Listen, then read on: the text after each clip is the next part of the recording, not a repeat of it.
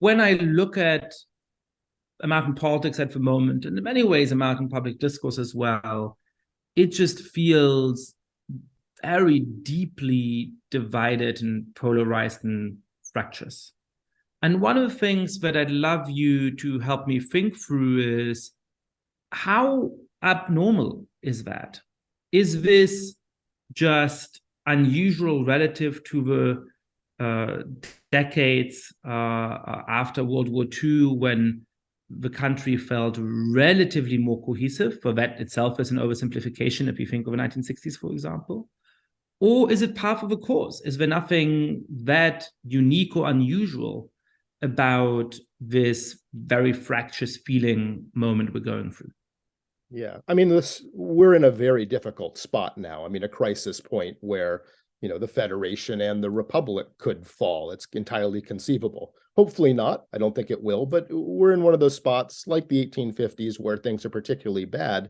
But broadly speaking, you're absolutely right. The divisions in the country and the fact that the divisions tend to be geographical in orientation is a long-standing essential property of the United States. It's our fundamental weakness and the great challenge that everyone from the people who gathered to, create a command during the American Revolution to fight the American Revolution, to those who gathered to try to create a constitution to hold us together, to all of the struggles of the antebellum period and the Civil War. It all comes to the fact that we're actually this balkanized federation of separate, nations, if you will, but separate regional cultures that don't really see eye to eye and never did. I mean, the fundamental fact of and this goes to sort of, really the theory that made your name as a commentator on American politics. You were well known as a foreign correspondent and somebody who was reporting on Central and Eastern Europe before.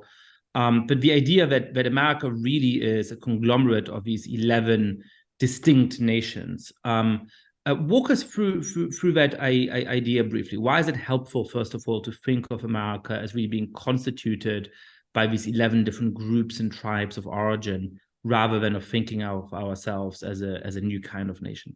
Yeah, for a long time in our history, Americans recognized this. I mean, it was just a fundamental fact and obvious. If you ask people in the 1770s or the 1810s or the 1830s what country they were from, they would say Massachusetts or South Carolina. They would only say American in the sense that a German or French person would say that they're European, right, in the context of the wider world.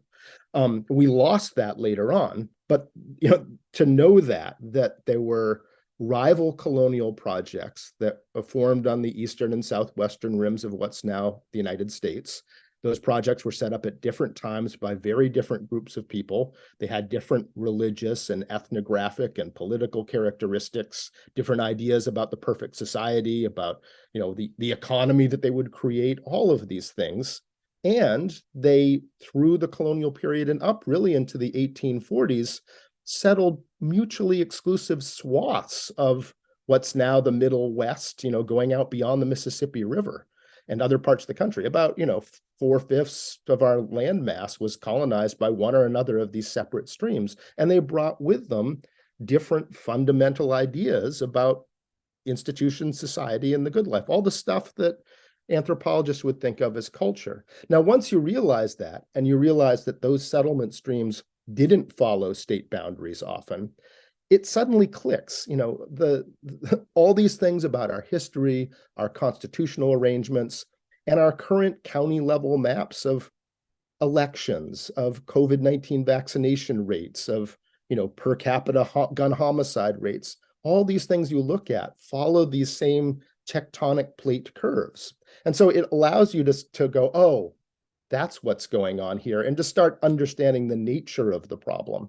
Again, these are things that wouldn't have surprised people, 150, 175, 200 years ago, but we lost that knowledge along the way, and it causes our country to be running a little bit blind in terms of the nature of the challenge and the ways we might go about overcoming it and holding ourselves together.